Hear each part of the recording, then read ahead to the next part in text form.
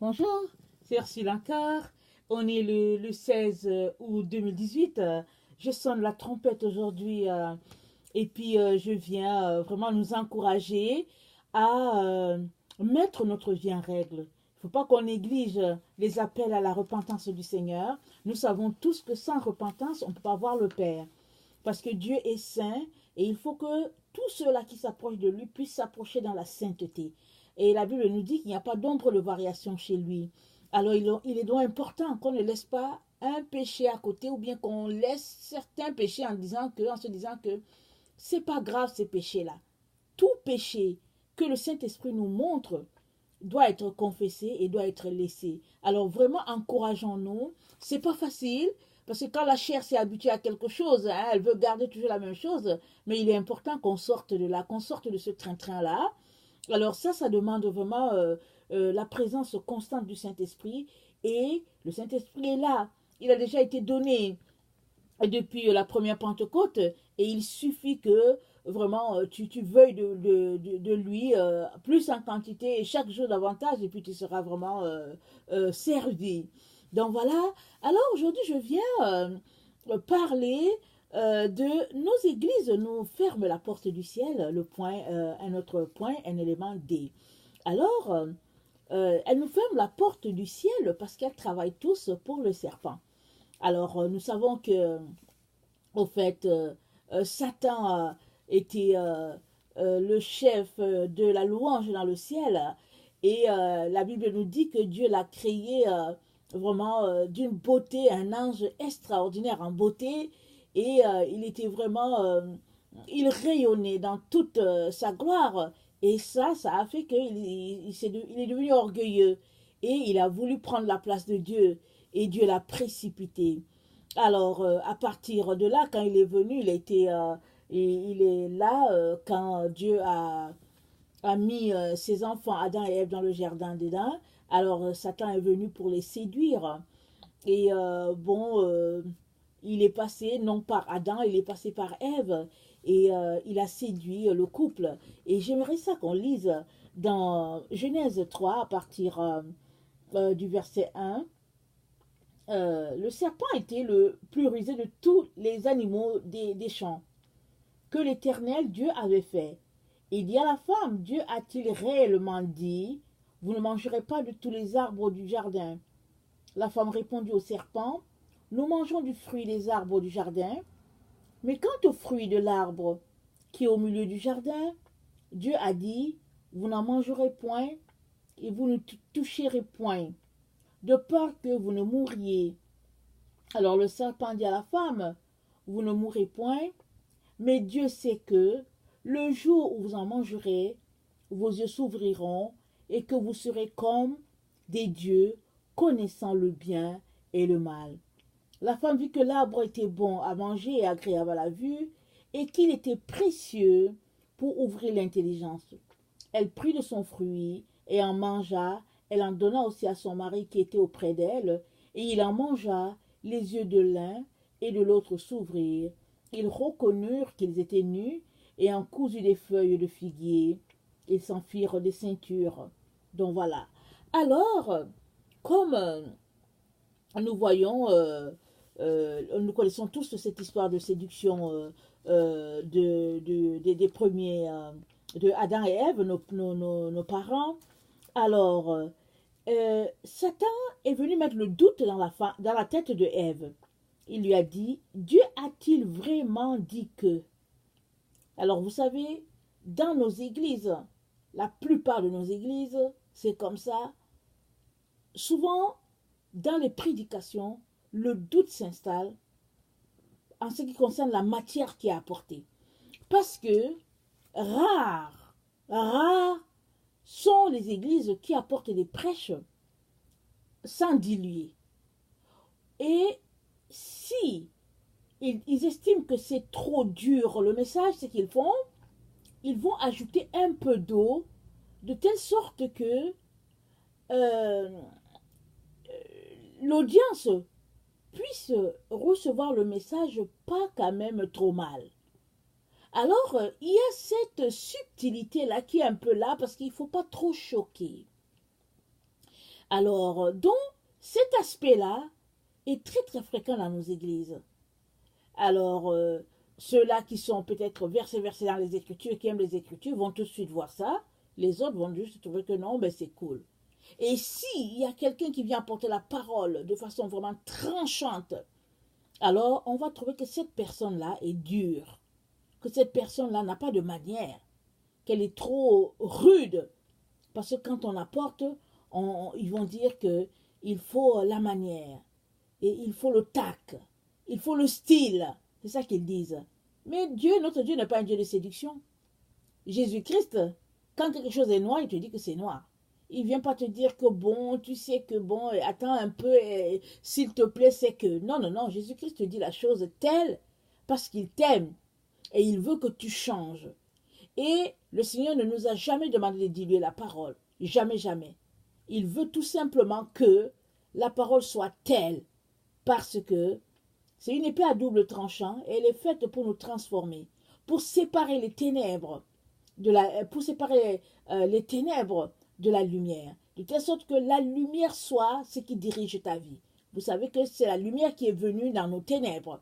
Alors, quand la parole de Dieu est prêchée, quand elle est annoncée telle que le Père l'a annoncée, alors les ténèbres fuient devant cette lumière-là. Et une fois qu'on est visité par la lumière, on a la vérité et on est affranchi. Alors, dans nos églises, il y a cette subtilité-là qui est vraiment très, très marquante.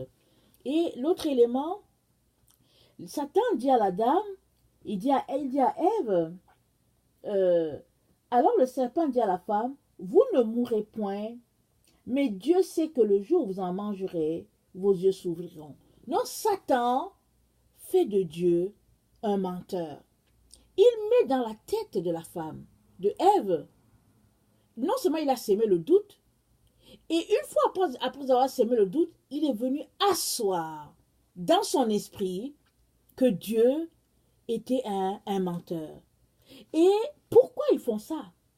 Non, pourquoi est-ce que Satan a fait ça? C'est parce que Satan a voulu usurper l'autorité de Dieu sur eux pour s'en approprier. Alors, une fois que Adam et Ève ont écouté Satan, ce n'était plus Dieu qu'ils écoutaient. Leur père est devenu Satan. Ce n'était plus Dieu le Père qui leur parlait. Parce que Satan est venu brouiller cette communication-là entre le Père et ses enfants, en premièrement d'abord mettant le doute dans l'esprit, et deuxièmement en inculquant dans l'esprit de Ève que Dieu était un menteur. Parce que Dieu ne voulait pas qu'ils connaissent, il a dit, vos yeux vont s'ouvrir et vous allez connaître le bien et le mal. Parce que Dieu a créé ses enfants, il les a mis à l'abri du mal. Il les a mis vraiment dans le jardin. Il leur a dit, voilà, faites tout. Ici, là seulement, ne touchez pas à ça. Alors, pour des enfants qui obéissent, en tout cas, tout est bien. Donc, Adam et Ève, ils ont fonctionné ainsi jusqu'à ce que Satan vienne séduire. Et il a usurpé l'autorité du Père et il est devenu la personne qui dirigeait la vie d'Adam et Ève désormais. Et vous savez, dans nos églises, très très souvent, si tu ne le réalises pas, l'église finit par être l'autorité qui est sur ta vie. De telle sorte que s'il y a une personne dans l'église qui refuse l'autorité qui est là, c'est-à-dire le pasteur, les anciens et tout, qui refusent que eux ils asseyent leur autorité sur elle, alors cette personne elle est mise de côté. Pourquoi? Parce que l'église n'est que le véhicule de Satan pour continuer au fait l'œuvre de Satan dans leur vie sous la forme d'une religion. Parce que rares sont ceux qui voient cette subtilité-là. Très souvent, les gens vont dire, oh, j'ai un bon pasteur, les anciens sont corrects. Je ne dis pas qu'ils ne sont pas bons, je ne dis pas qu'ils ne sont pas corrects. Mais en tant qu'enfant de Dieu, qui côtoie une église, tu dois t'assurer que ce n'est pas l'organisation qui est l'autorité sur toi, mais que c'est bien Dieu. Il y a des gens qui ne peuvent rien faire s'ils ne sont pas allés voir leur pasteur. Oh non, il faut que j'aille voir mon pasteur, parce que tu sais quoi, tout ça. Oui, je cherche une solution, je ne sais pas. Je vais appeler le pasteur, parce qu'il faut qu'il me dise qu'est-ce qu'il en pense. Et puis bon, ah ben, je vais aller rencontrer un ancien, et puis tatati, et puis tatata. Vous savez, il peut arriver que oui, tu es dans une situation telle que tu as besoin du counseling de quelqu'un. Ça arrive à tout le monde. Alors, je ne parle pas de ça. Je parle de ces personnes-là qui sont tellement dépendantes du corps, du cercle pastoral, de tout le staff que finalement, ce sont ces gens-là qui dirigent leur vie. Ils veulent s'acheter une maison, il faut qu'ils parlent à un pasteur ou à un ancien. Ils veulent aller aux études, il faut qu'ils appellent le pasteur pour en parler, et puis il faut qu'ils disent à un ancien, et puis que bon, voilà, voilà. Et sans t'en rendre compte, si c'est comme ça que tu fonctionnes, ce n'est plus Dieu qui est l'autorité sur toi, mais c'est une personne. Mais c'est bien couvert sous le cachet que, bon, au fait, c'est le pasteur de mon église, ou bien c'est la personne sous qui je suis, et puis bon, voilà. Finalement, tu ne réussis même pas à réfléchir par toi-même. Et la personne va se mettre à prier, et puis va te dire, oh, va dans telle direction, va dans telle direction. Toi, tu le prends en te disant que c'est Dieu, alors que peut-être que Dieu vraiment n'est pas du tout sur ce chemin-là pour toi. Peut-être même que Dieu va te dire, allez, sors de là, et puis va-t'en. Alors, euh, il est donc important que tu t'assures qu'en allant à ton église, tu ne sois pas sous, euh, comment je peux dire ça, tu ne sois pas sous la crainte des hommes, parce que souvent, on craint les hommes. La Bible nous dit de ne pas craindre les hommes. La seule personne que nous devons craindre, c'est Dieu. Mais souvent, sans s'en rendre compte, on a la crainte des hommes dans nos vies. Et ça fait l'affaire de Satan. Alors c'est pourquoi je dis que l'Église continue à être le véhicule de Satan dans nos vies parce que, comme on vient de le voir, Satan est venu séduire Ève par des discours mielleux et puis mettant le doute dans son esprit. Et dans nos églises aujourd'hui, sur toute la planète, c'est rare. C'est rare les églises où la vérité te sera prêchée crue sans flatterie. Elle te sera prêchée de telle sorte que tu vas pas te mettre à rire. Moi, je trouve ça pathétique d'écouter des messages où on ne fait que faire rire l'assemblée comme si c'était une salle de théâtre. Parce que moi, je pense que les messages de notre Seigneur Jésus-Christ devraient nous faire réfléchir, devraient nous envoyer des questions très importantes en se demandant, mais est-ce qu'on est sur le droit chemin? Ou bien est-ce que ce qu'il est en train de dire là, est-ce que je suis en train d'appliquer ça dans ma vie?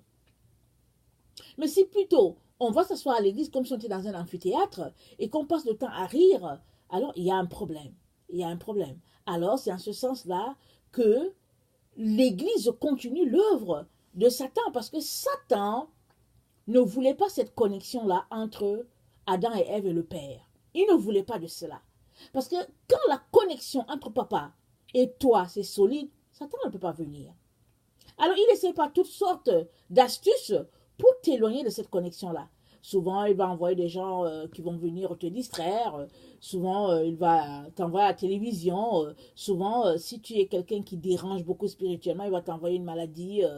En tout cas, et puis ça va t'empêcher de prier beaucoup. Et des choses comme ça. Mais au niveau de l'église,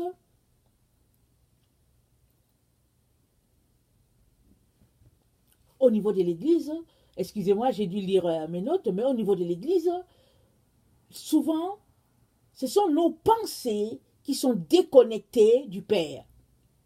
Parce que les messages sont tels que finalement, on se dit, bon, ok, bon, je suis pas si mauvais que ça. Parce que les prêches sont faits de telle sorte que, bon, que tu ne te sens pas trop coupable. Alors, quand tu finis d'écouter la prêche, tu dis, bon, ok, d'accord, je ne suis pas quand même mal.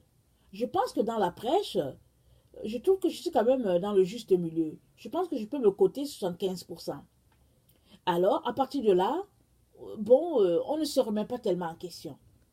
Et dans nos églises, nous le savons tous, on retrouve notre monde dans l'église. C'est-à-dire que la société que nous côtoyons est retrouvée dans l'enceinte de l'église. Alors, si tu côtoies une église chinoise, par exemple, alors, non, si tu es en Chine, quand tu arrives dans l'église chinoise, elle est, elle a la, elle est, elle a la, elle est teintée de la culture de la Chine. Elle n'est pas teintée de la culture de la Bible. Elle n'est pas teintée, ça dit, je ne sais pas comment je vais dire ça. Alors, très souvent, tu retrouves les valeurs de la société dans l'église. Ce qui devrait être le contraire.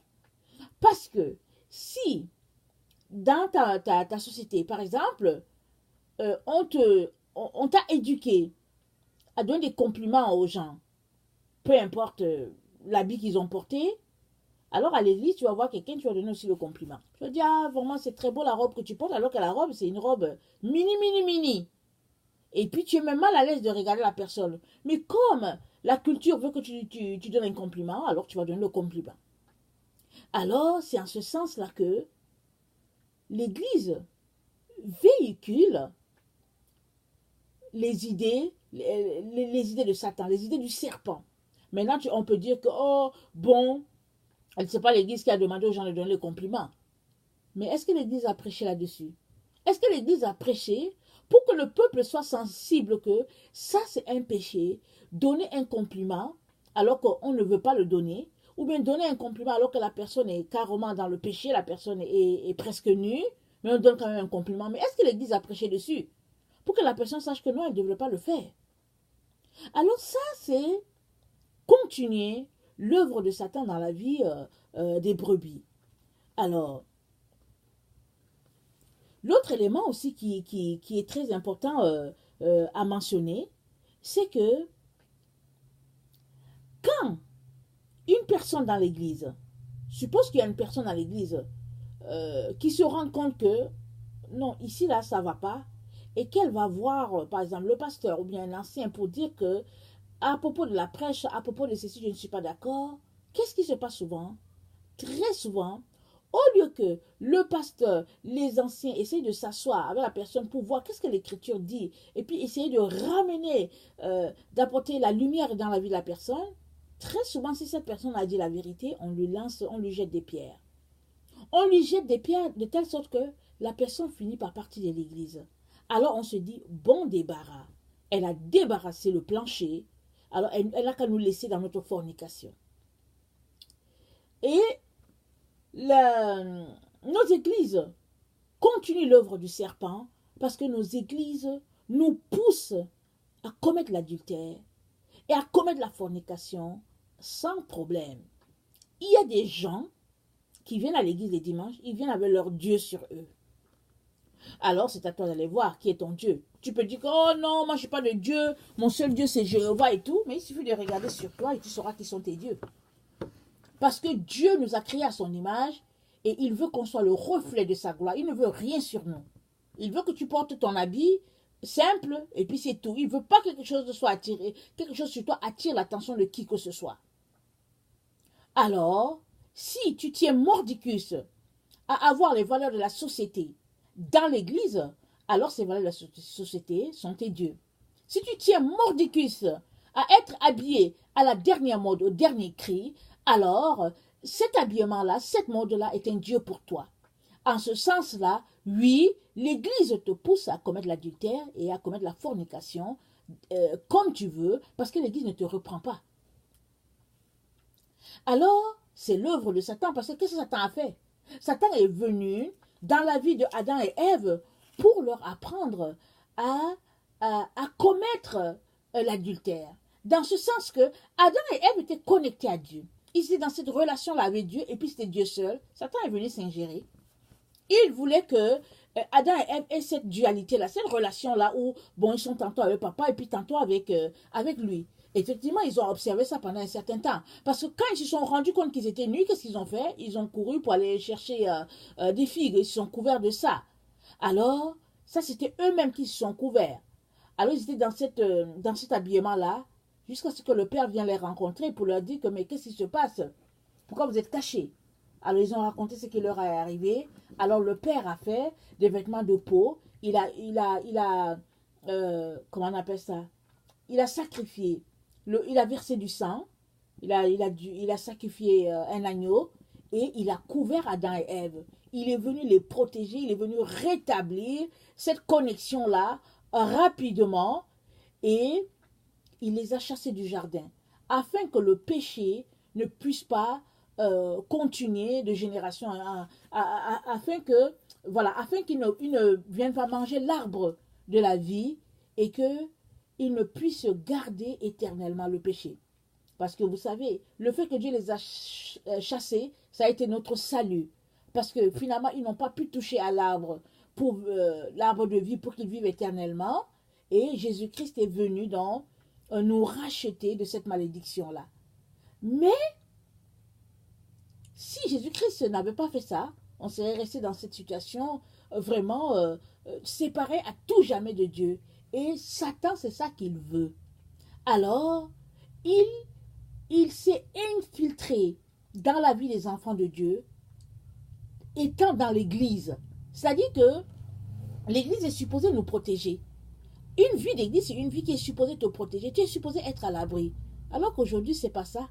Quand tu es à l'église, c'est même là que tu es vraiment exposé. Parce que quand tu regardes autour de toi, tu vois que tout le monde fait la même chose. Alors tu te dis, bon, il n'y a pas de souci. Puisque tout le monde fait la même chose, c'est que c'est bien.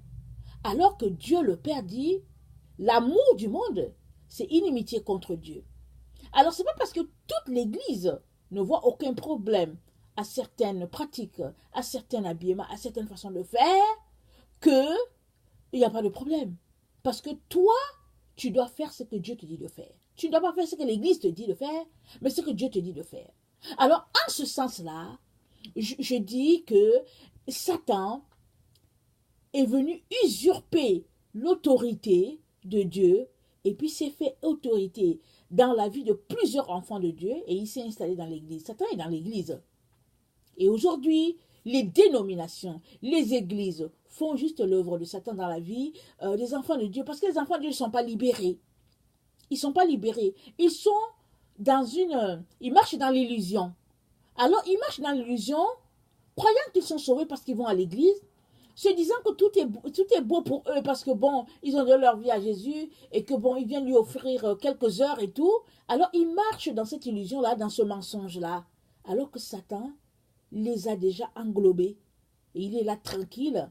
Il attend comment il va les dévorer complètement. Ils sont déjà dans la gueule de Satan. Il attend comment il va les mâcher.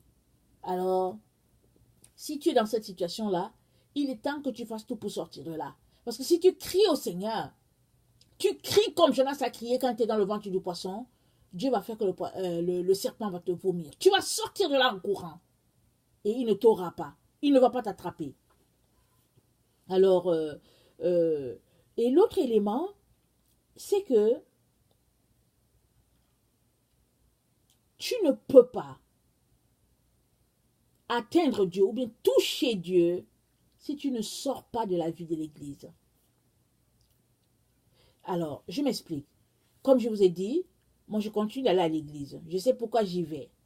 Alors, j'obéis à mon papa, je suis là jusqu'à ce qu'il me dise ça va faire. Donc je suis là les dimanches, assise là. Mais l'église n'est pas en moi. Je ne sais pas si vous me comprenez.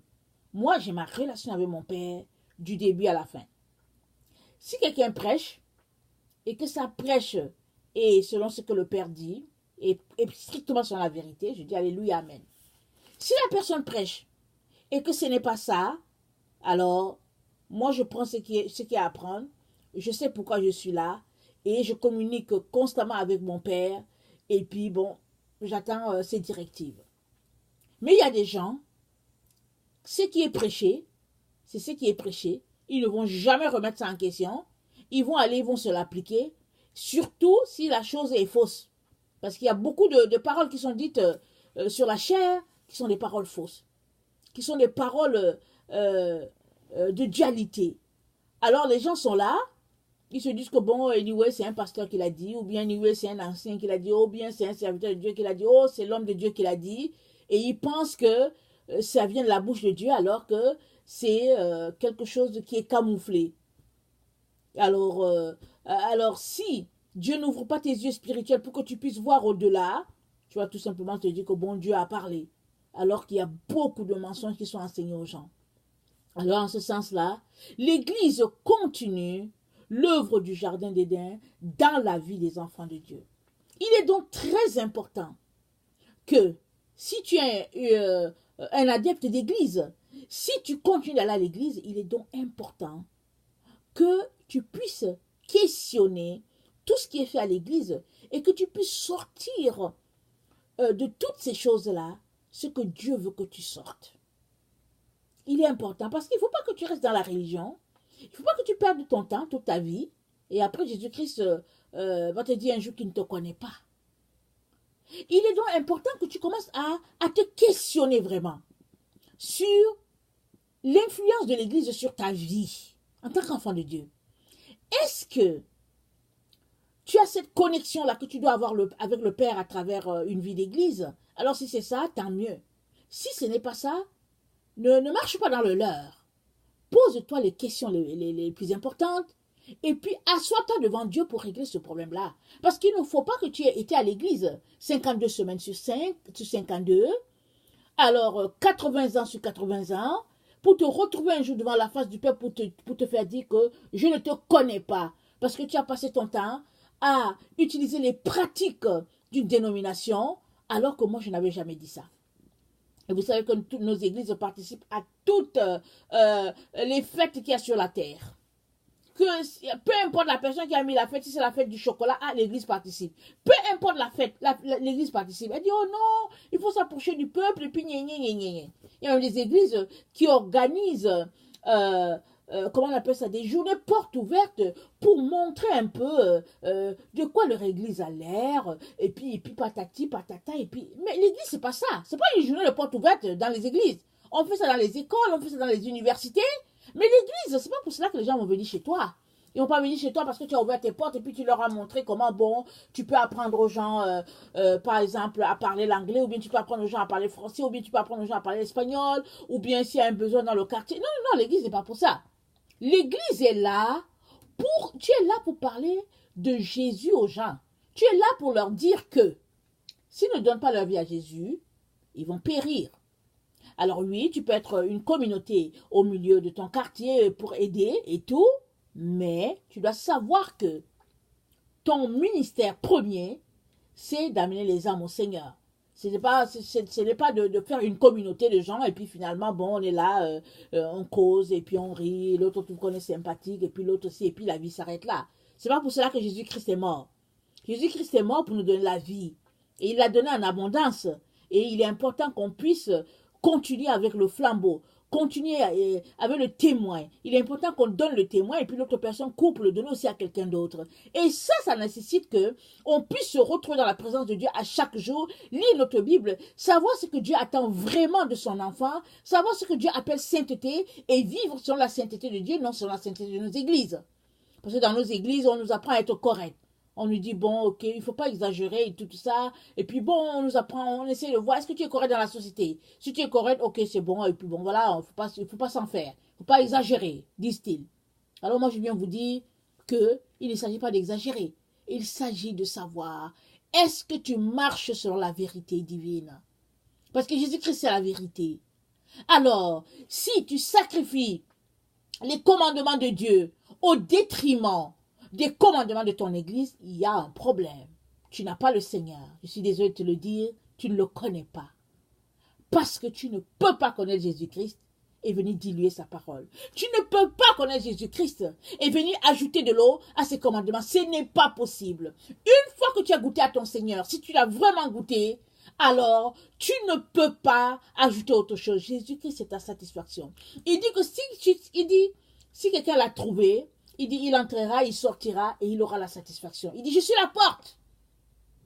Alors, si tu as trouvé cette porte-là, tu ne peux pas chercher une autre porte. Jésus-Christ, quand on le trouve, on est satisfait. C'est comme quand quelqu'un reste là et puis il prie pour que Dieu lui donne un conjoint, une femme et puis un mari et puis tata, et Dieu exauce. Et quand tu connectes à la personne que Dieu t'a donnée, que Dieu a, c'est-à-dire que la personne à qui tu es la côte, de qui tu es la côte, pardon, ou bien la personne qui est à moitié exemple, tu es satisfait, tu t'arrêtes là, tu ne cherches plus, tu ne pries plus. Tu dis Seigneur merci, je l'ai trouvé. Et là, tu sais que tu as trouvé la personne. Mais si tu n'as pas trouvé la personne, que tu es juste allé essayer, à un moment donné, tu dis non Seigneur, je suis plus capable. Je suis vraiment plus capable, Seigneur, viens à mon secours, ressors-moi de cette affaire. Alors, donc, l'Église perpétue vraiment ce que Satan a instauré. Nous éloigner de Dieu.